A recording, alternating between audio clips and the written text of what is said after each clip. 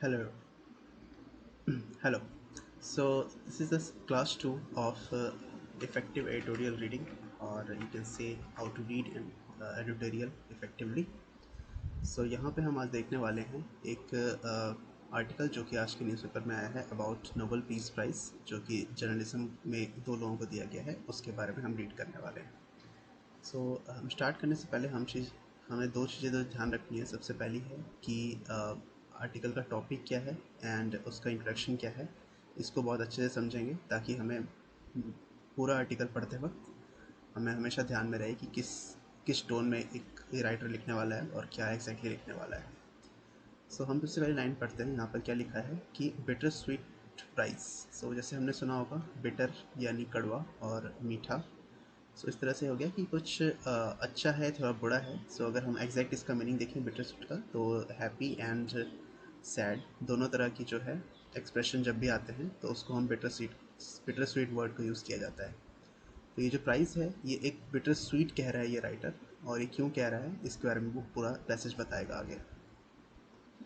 Now क्या है Nobel peace prize to journalists, यानी जो नोबेल पीस प्राइज अभी दिया गया है जर्नलिस्ट को, is acknowledgement of challenges to the profession. जो ये नोबेल पीस प्राइज जर्नलिज्म को दिया गया है, ये एक एक्नॉलेजमेंट है, यानी कि एक तरह से हमने इस चीज़ को एक्सेप्ट किया फाइनली, इस तरह से, या फिर रिकॉग्नाइज किया है कि there are challenges to this profession, यानी जर्नलिज्म में चैलेंजेस हैं। और फिर डैश लगाया गया है and a discomforting new reality. So इसमें हमने क्या दो चीज़ें एक्नॉलेज की हैं कि there are challenges to this profession, and discomforting मतलब होता है डिस्कम्फर्ट, यानी कि इस रियलिटी क्या है इस जर्नलिज्म की, उस चीज़ को हमने फाइनली जाके एक्नॉलेज किया through this, by giving this Nobel peace prize ना। और हम आर्टिकल पे चलते हैं यहाँ पर। सो आगे क्या लिखा है यहाँ पर, too often in recent times. Too often सबसे पहला एक एक्सप्रेशन है। टू ऑफेन का मतलब होता है कि फ्रिक्वेंटली, यानी कि जैसे बार बार चीज़ें होती है उस वहाँ पर हम जब भी यूज़ करते हैं तो उसमें टू ऑफेन बोला जाता है। इन रिसेंट टाइम्स यानी फ़िलहाल के दिनों में, फ़िलहाल के कुछ सालों में, there has been a tendency among the powers that be in many countries to confuse order of peace, harmony of freedom. तो इस लाइन को पढ़ने के बाद हमें क्या समझ में आता है, इसको समझने के लिए हमें थोड़ा थोड़ा छोटे छोटे पार्ट्स में तोड़ने पड़ेंगे। तो यहाँ तक हमने समझ लिया कि फ्रिक्वेंटली जो है बहुत बहुत सालों से या बहुत समय से क्या हो रहा है कि there has been a tendency, यानी एक टेंडेंसी है अमंग द पावर्स। तो अमंग द पावर्स यानी पावर के अंदर कौन कौन है। सो पावर में कौन होता है, गवर्नमेंट, ठीक है। सो इन्होंने इसको क्या बोल रहे हैं कि there is a tendency, government की एक टेंडेंसी है, that be in many countries, यानी बहुत सारी कंट्रीज़ में इस तरह से है, to confuse the order of peace, यानी शांति को कन्फ्यूज, मतलब शांति जो है उस चीज़ को मेंटेन ना रख के, और हारमनी ऑफ फ्रीडम, हारमनी होता है कि मिलजुल के रहना, इस चीज़ को ये लोग कंफ्यूज कर दे रहे हैं एक तरह से। इस चीज़ को वो लोग, इस तरह की इन लोगों की टेंडेंसी है कि ये इस चीज़ को मेंटेन नहीं रहने दे रहे हैं। ऐसा हमने बहुत बार देखा है इन recent times.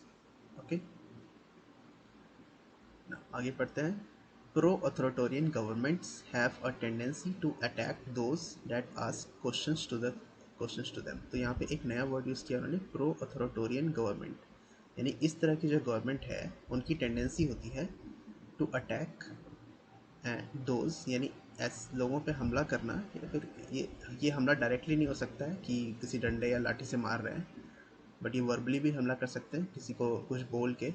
To that to those who that questions them, यानी जो लोग सवाल पूछते हैं ऐसी गवर्नमेंट से, उन लोगों पे अटैक करते हैं। And sometimes they literally shoot the messenger, यानी कुछ बार ऐसा भी हुआ है कि लिटरली उस लोगों को शूट भी किया जा रहा है, मतलब उन लोगों को रियली में गोली से मार दिया जा रहा है। शूट करना यानी मार देना किसी को।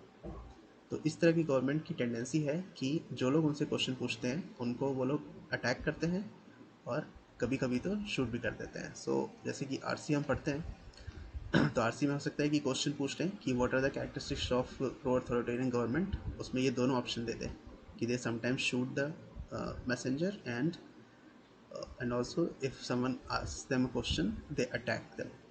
तो ये दोनों ऑप्शन सही हो जाएंगे। तो इस तरह से हम लोग जब भी रीड करते हैं तो हमें ये पॉइंट्स ध्यान में रखना पड़ता है, ताकि हम जब भी हम रीडिंग करेंगे, इस रीडिंग करने का फ़ायदा क्या हो रहा है, एक तरह से हम सीख रहे हैं कि आरसी को कैसे रीड करते हैं।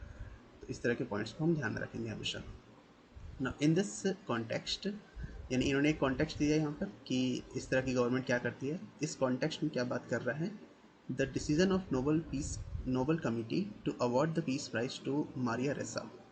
तो नोबल कमेटी ने जो डिसीजन लिया है कि पीस प्राइज़ हम मारिया रेसो को देंगे और डेमिट्री मोरोटोव को देंगे फॉर देयर एफर्ट। यहाँ पे डबल इन्वर्टेड कॉमा है, यानी अब इन दोनों के बारे में बताया जाएगा कि क्या किया इन लोगों ने ऐसा। For their efforts to safeguard the freedom of expression, यानी उन्होंने एफर्ट लगाए हैं फ्रीडम ऑफ एक्सप्रेशन, यानी कि फ्री स्पीच को जो है उन्होंने अपने आप को एक्सप्रेस करने की जो आज़ादी होती है उस चीज़ के लिए एफर्ट किया है, which is precondition for safeguarding democracy and peace. और ये चीज़ के बारे में बताया, यहाँ पे एक कॉमा यूज़ किया गया है यहाँ पर। इस कॉमा का मतलब है कि ये जो है, ये जो एक्सप्रेशन उन्होंने बोला कि फ्रीडम ऑफ एक्सप्रेशन के लिए इन लोगों ने मेहनत की है, ये एक प्री कंडीशन है, यानी it's like a terms and condition to safeguard, किसी डेमोक्रेसी को या फिर शांति को बनाए रखने के लिए बहुत इंपॉर्टेंट है कि लोगों के पास बोलने की आज़ादी हो, अपने चीज़ों को एक्सप्रेस करने की आज़ादी हो। अब यहाँ पे कॉमा बंद किया गया, यानी कि अब इसके बारे में बताया जाएगा जो पहली लाइन उन्होंने बोली थी इन दिस कंडीशन वाली से लेके यहाँ तक, इसके आगे अब यहाँ पे बताया जाएगा। ठीक है, सो जो नोबल कमेटी ने, हमने यहाँ पे क्या पढ़ा था, नोबल कमेटी ने एक डिसीजन लिया है टू अवार्ड मारिया रेसा and डेमिट्री मोरोटोव is the acknowledgement of the challenges of journalism today and threats to journalism today. So यहाँ पर हमने दो चीज़ें पढ़ी कि सबसे पहली चीज़ जो नोबेल कमेटी का जो डिसीज़न है वो एक्नॉलेज कर रहा है चैलेंजेस ऑफ, अब यहाँ पे थोड़ा सा अलग टाइप से लिखा हुआ है, and threats to journalism today. So इस तरह की लाइंस को इस तरह से पढ़ा जाता है कि ये दो चीज़ें हैं, इन्होंने दो चीज़ें एक्नॉलेज की है, पहली चैलेंजेस टू जर्नलिज्म टुडे और दूसरी बात थ्रेट्स टू जर्नलिज्म टुडे। ठीक है, फिर उन्हें अलग अलग लिखने की जगह इस तरह से कॉमा में डाल दिया इसको, तो इसका ये दो मीनिंग आते हैं यहाँ पर, दो चीज़ें एक्सप्रेस की हैं इन्होंने। ओके, आगे क्या है, Ressa and Muratov okay have spoken truth to power, यानी इन्होंने जो है ट्रुथ बोला है, यानी सच्चाई बोली है, किसको, पावर को। पावर कौन है यहाँ पे, अगेन गवर्नमेंट की बात कर रहा है, जो लोग पावर में हैं उन लोगों को सच बोला है। And shown light in areas, यानी ऐसे एरियाज में उन्होंने लाइट दिया है, यानी कि इस तरह से हो जाएगा कि इन्होंने एक्सपोज किया उस चीज़ को, लोगों के सामने उजागर किया है। In areas that their governments would rather leave shrouded in opacity, इसका मतलब है कि इन्होंने ऐसी चीज़ों को लाइट में लाया, लाइमलाइट में ले गए आ गए, जो कि उनकी गवर्नमेंट जो है would rather leave shrouded in opacity. Okay, तो यहाँ पे एक नया वर्ड मिल रहा है हमें, श्राउडेड। तो हम कोशिश करते हैं कि इस पूरे लाइन से हम इसका एक मीनिंग सोच के देखें, सेंस क्या बनता है इसका। तो सबसे पहली चीज़ हमें पता है कि ओपेसिटी मतलब होता है कि कोई चीज़ धुंधला जो होता है, ठीक है, अगर कोई चीज़ धुंधली होती है तो उसको ओपेक बोलते हैं।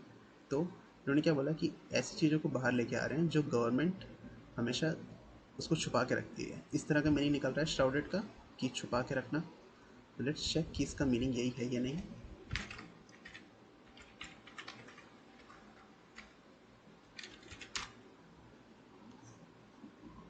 ओके, यहाँ पर क्या है, रैप और ड्रेस, रैप और dress, shroud for burial, cover, envelope, इस तरह से कंसील करना या फिर छुपा के रखना, कवर करना। सो इसका मीनिंग हमारा सही हो रहा है। सो मान लेते हैं कि एग्ज़ाम में हमारे पास क्वेश्चन आता है कि the word given in the passage shrouded, इसका एंटोनिम या फिर सिनोनिम बताओ। तो हमें एक आइडिया लग चुका है कि इस तरह से है कि कुछ छुपाना या फिर किसी चीज़ को कवर कर लेना, किसी चीज़ को ड्रेस करना, इस तरह का इसका मीनिंग बनने वाला है। तो इसी चीज़ को हमने यहाँ पर यूज़ किया है और हमने ऐसे सोचा, और फिर जब हमने मीनिंग देख लिया तो हमें ये याद हो गया कि यस, हमने जो सेंस बनाया था वो सही समझा था, और इससे हमें ये वर्ड याद भी रहेगा ज़्यादा देर तक। ओके, नाउ इन 2012, सो पहली लाइन में हमें समझ में आ गया कि रेसा एंड मोरोटोव क्या करते थे। पहली चीज़, वो लोग हमेशा सच्चाई बताते थे जो पावर में है उनको, और ऐसी चीज़ें एक्सपोज करते थे जो कि उनकी गवर्नमेंट छुपा के रखती है। सो 2012 में क्या हुआ, रेसा फाउंडेड रैपलर। ओके, सो इन्होंने रेसा के बारे में अब कुछ इन्फॉर्मेशन देनी शुरू की है। तो यहाँ पे एक बहुत इंपॉर्टेंट चीज़ है हमारे लिए समझना कि इन्होंने दो चीज़ें बताई रेसा एंड मोरोटोव के बारे में। तो हमेशा ये चीज़ ध्यान रखनी होती है कि इस तरह के स्टेटमेंट्स जब भी आते हैं तो उन्होंने एग्जैक्टली क्या किया है वो एक्सपेक्ट करते हैं हम लोग लिखना चाहिए। राइटर को। तो जैसे रेसे एंड मोरोटव ने ओवरऑल क्या किया है काम, वो तो उन्होंने बता दिया, पावर को ट्रुथ बोलना और एक्सपोज करना। लेकिन एग्जैक्टली क्या करते हैं उस चीज़ को हम नेक्स्ट टाइम में बता रहे हैं। तो ये चीज़ें पैराजम्बल्स में काम आती है हमारे पास, कि पहले एक स्टेटमेंट दिया, कोई किसी चीज़ की तारीफ कर दी या फिर किसी को ब्लेम कर दिया, एंड सेकंड में फिर एग्जांपल आता है। ठीक है, तो ये पैराजम्बल्स में बहुत बार काम आता है। इवन आजकल मेंस में जैसे क्वेश्चन आने लगे हैं जहाँ पर आपको 2 पैराग्राफ दे दिए जाएंगे और बोला जाएगा कि इन दोनों पैराग्राफ के बीच में कौन सी लाइन हो सकती है, और उसके ऑप्शन दे देंगे। तो इस तरह की चीज़ें यूज़ होती हेल्प आती है। जैसे इस पैराग्राफ में कुछ स्टेटमेंट दिया है, तो इस पैराग्राफ में एग्जाम्पल होना चाहिए, तो इस बीच में इस स्टेटमेंट के बारे में और चीज़ें और भी इन्फॉर्मेशन होनी चाहिए थी। तो इस तरह से हम लोग सोच सकते हैं। अगर हम सेंटेंस के स्ट्रक्चर और पैराग्राफ के स्ट्रक्चर को हम सीखेंगे ना, तो हमारे इस टाइप के क्वेश्चन जो मेंस में आते हैं या फिर पैराजम्बल्स होते हैं, उन लोगों को उन सॉल्व करने में बहुत हेल्प लगेगी। ओके, सो इसको हम आगे पढ़ते हैं यहाँ पर। सो रेसा ने क्या है, फाउंडेड रैपलर। ओके, यहाँ पे फाउंड का मतलब लिटरल मीनिंग दो होते हैं। एक तो किसी चीज़ को खोजना या फिर किसी कोई चीज़ मिल जाती है तब, या फिर फाउंडेड तभी यूज़ किया जाता है जब किसी ऑर्गेनाइजेशन या फिर किसी कंपनी को हम बनाते हैं, किसी कंपनी को नया खोलते हैं तो उसको हम फाउंडेड यूज़ करते हैं। तो रेसा ने रैपलर नाम की कोई ऑर्गेनाइजेशन होगी जिसको ओपन किया उन्होंने। ठीक है, और उसके बाद क्या, एक कॉमा लगाया, यानी कि अब रैपलर के बारे में इन्फॉर्मेशन देगा। ठीक है, यहाँ पर अब ये लाइन यहाँ तक उन्होंने छोड़ दी। अब रैपलर के बारे में बताएगा पहले, जब तक कॉमा ख़त्म नहीं होता, और फिर रेसा के जो भी ये करता है वो आगे उसके बारे में बात करेंगे। सो रेसा फाउंडेड रैपलर, और रैपलर क्या है, a digital media company, right. So this is digital media company जो उन्होंने फाउंड किया था, that has focused on investigative stories. यानी एक ऐसी कंपनी है, एक ऐसी डिजिटल मीडिया कंपनी है जो कि इन्वेस्टिगेटिव स्टोरीज पे फोकस करती है। यानी कि इन्वेस्टिगेटिव स्टोरीज या फिर इन्वेस्टिगेटिव जर्नलिज्म क्या होता है कि हम किसी चीज़ को एक्सपोज करने के लिए वहाँ पर जाके इन्वेस्टिगेशन कर रहे हैं और फिर उसको हम एज अ वीडियो फॉर्मेट में बना के उसको पोस्ट कर रहे हैं ऑनलाइन। ठीक है, जैसे डिजिटल मीडिया है तो ऑब्वियसली वीडियो बना रहा होगा, इवन राइटिंग में भी हो सकता है, और ये इन्वेस्टिगेटिव जर्नलिज्म करता है रैपलर। ठीक है, ऑन द सीवियर राइट्स और ये किस चीज़ पे कर रहा है, सीवियर राइट वायलेशन। यानी सीवियर मतलब बहुत ज़्यादा लेवल पे जो राइट्स की वायलेशन, यानी अपने जो राइट्स हैं उसको वायलेशन जो हो रहा है, and killings by Rodrigo Duterte Duterte. So जो किलिंग्स एंड जो राइट्स के जो वायलेशन हो रहे हैं, किसके द्वारा, रोड्रिगो डुटेर्टो के द्वारा, रिजीम इन फिलीपींस, यानी फिलीपींस में ये शायद गवर्नमेंट होगा ये इसकी। ठीक है, सो इसके द्वारा जो किया जा रहा है उस चीज़ को एक्सपोज करने के लिए रैपलर का फाउंडेशन काम करता है। सॉरी, रेसा का फाउंडेशन रैपलर नाम का है, काम करता है। ये हमने समझ में इससे। अब क्योंकि हमें रेसा के बारे में पता चल गया, तो ऑब्वियस सी बात है कि नेक्स्ट टाइम में हमें मोरोटॉव के बारे में बताना चाहिए, क्योंकि दोनों की बात चल रही है। सो नेक्स्ट टाइम हम देख लेते हैं। Muratov has been a free speech campaigner. तो मोरोटॉव का क्या काम है, एक फ्री स्पीच कैंपेनर है, यानी अपने फ्री स्पीच के बारे में एक्सप्रेस करने के लिए जो है वो कैंपेन करता है लोगों को। ठीक है, इन रशिया में है for decades. So decades is which the 10 years equal to 1 decade. So यहाँ पे बहुत सारे 10 यानी 20 30 40 इस तरह से साल होंगे। तो बहुत सालों से मोरोटॉव काम कर रहा है फ्री स्पीच के लिए। ही इज़, और उसके बाद और भी इंफॉर्मेशन दी है इसके बारे में। He is editor in chief of नोविया gadget. So this is editor in chief, यानी मोरोटॉव एक किसी, ये कोई न्यूज़पेपर होगा, ठीक है, उसका एक एडिटर इन चीफ भी है। One of the few national newspaper, yes, so this is a newspaper that has extensively reported on government corruption. ये ऐसा न्यूज़पेपर है, नेशनल न्यूज़पेपर है सबसे पहली चीज़, कहाँ पे, रशिया में, और इसे एक्सटेंसिवली रिपोर्ट कर रहा है ऑन गवर्नमेंट या corruptions and state over reach under Vladimir Putin. और सो गवर्नमेंट के करप्शन को एक्सपोज कर रहा है एंड स्टेट ओवर रीच। तो this is a new expression या फिर न्यू लाइन वर्ड हमारे लिए है। सो हम इसको समझने की कोशिश करते हैं, इसको डिकोड करते हैं कि क्या हो सकता है इसका मीनिंग। सो ओवर रीच, सो बहुत ज़्यादा बढ़ के सोचना या फिर बढ़ के काम करना। एंड यहाँ पर स्टेट जो है हमारा, सिर्फ स्टेट जो है सिर्फ इस तरह से नहीं होता जैसे यूपी, बिहार और उत्तराखंड, ये इस तरह से नहीं है। यहाँ पर स्टेट जो है वो एक कंट्री के लिए यूज़ भी किया जाता है। सो यहाँ पर स्टेट जो है एक कंट्री के लिए यूज़ किया गया है। यहाँ पे कौन सी कंट्री है, रशिया। ठीक है, सो रशिया के लिए यूज़ किया गया है। तो रशिया बहुत आगे, बहुत ज़्यादा ओवर रीच कर रही है, यानी सो इसको हम ऐसा सोच सकते हैं कि कुछ एक्स्ट्रा डिसीजन जो कि व्लादिमीर पुतिन को नहीं लेना चाहिए वैसा कुछ कर रही है। सो हम एक बार इसका मीनिंग देख लेते हैं, ऐसा क्या होता है एग्जैक्टली।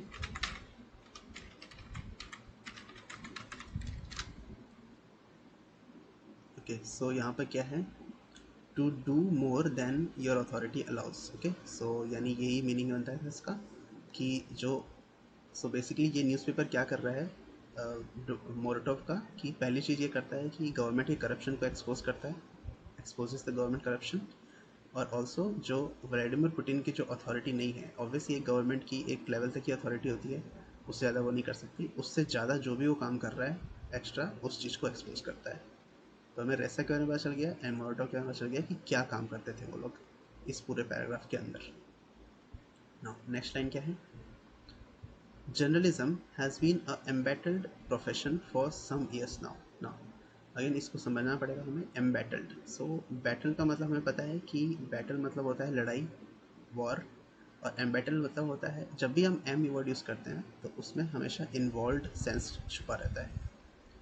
ठीक है, सो जर्नलिज्म जो है बहुत सम ईयर्स यानी बहुत सालों से एम्बेटल्ड है, यानी कि एक तरह से वॉर जैसा प्रोफेशन है ये बहुत सालों से। ओके, सो इस तरह का स्टेटमेंट किसी राइटर ने अगर लिखा है तो इसको ऑब्वियस सी बात है नेक्स्ट लाइन में रीज़न देना पड़ेगा। तो हम देख लेते हैं कि नेक्स्ट लाइन में उन्होंने क्या बोला है। ठीक है, इवन इन डेमोक्रेसीज।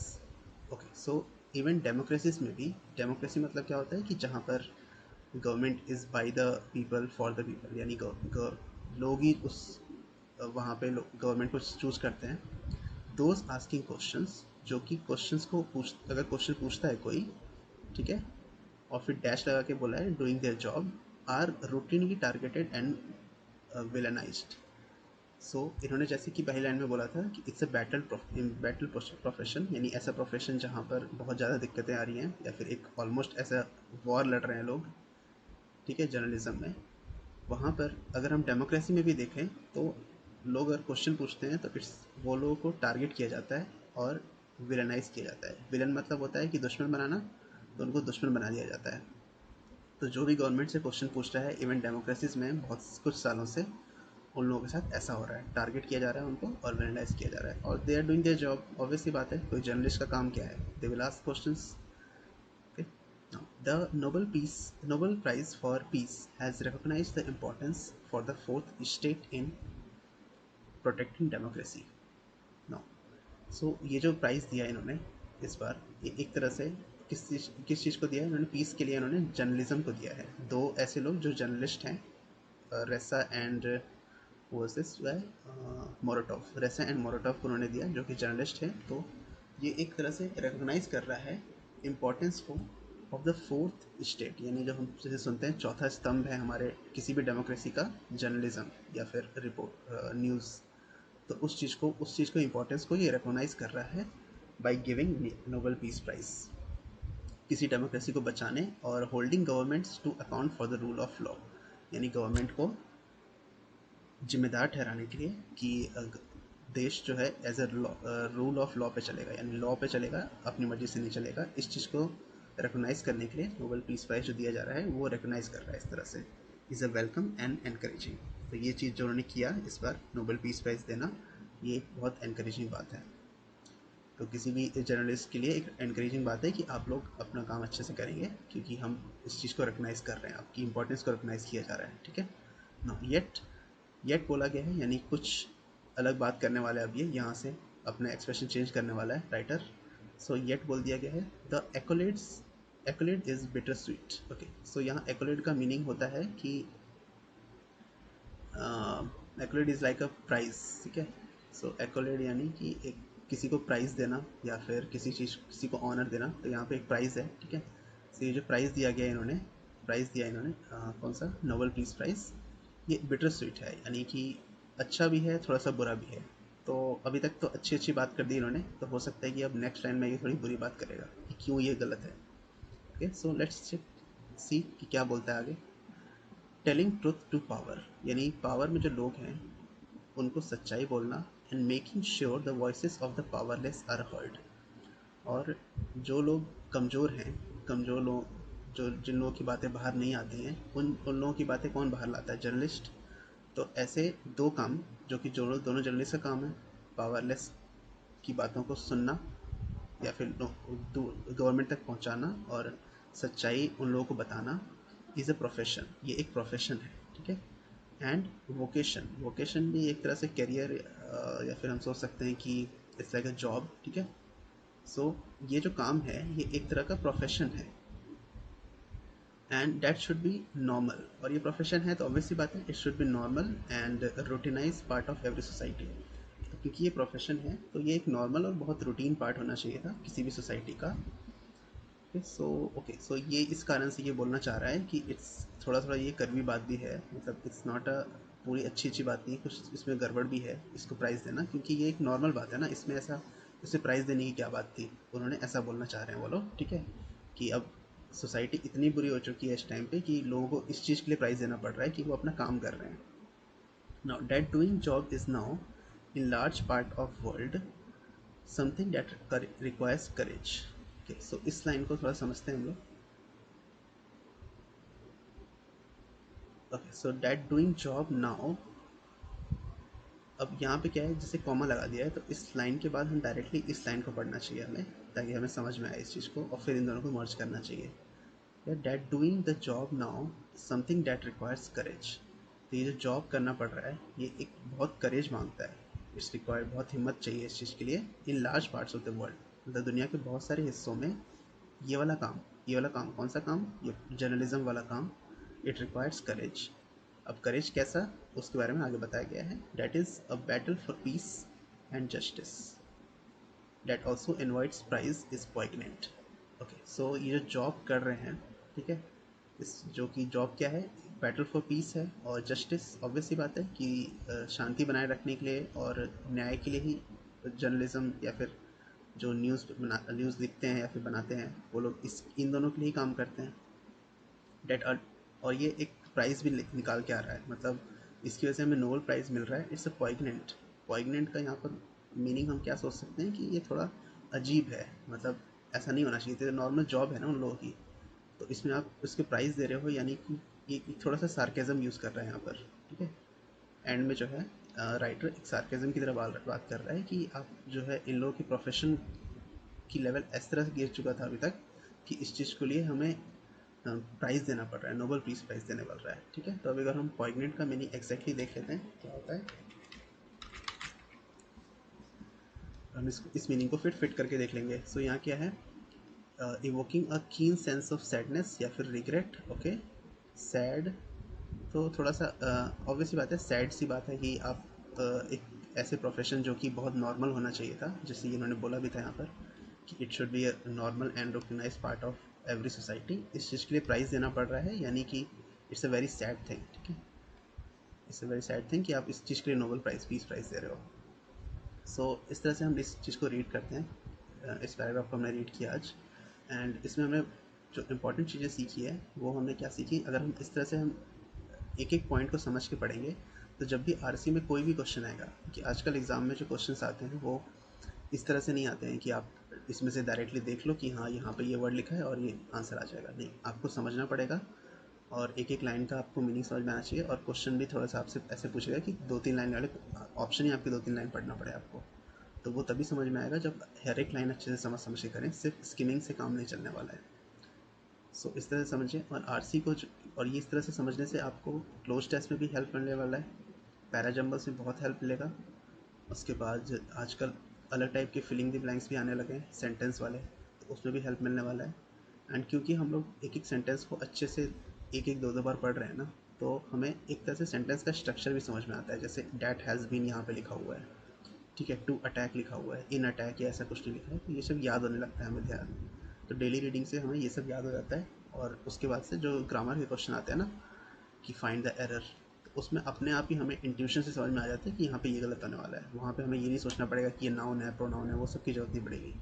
हम सिर्फ क्योंकि रीड कर रहे हैं तो हमें इतना रीड कर लो कि वो चीज़ें हमें दिमाग में याद आना शुरू हो जाए। Okay, so this is how reading help करती है, एंड आई होप ये क्लास आप लोगों को अच्छी लगी होगी। Next I will try to make more and more videos on editorial, so please stay tuned. Thank you.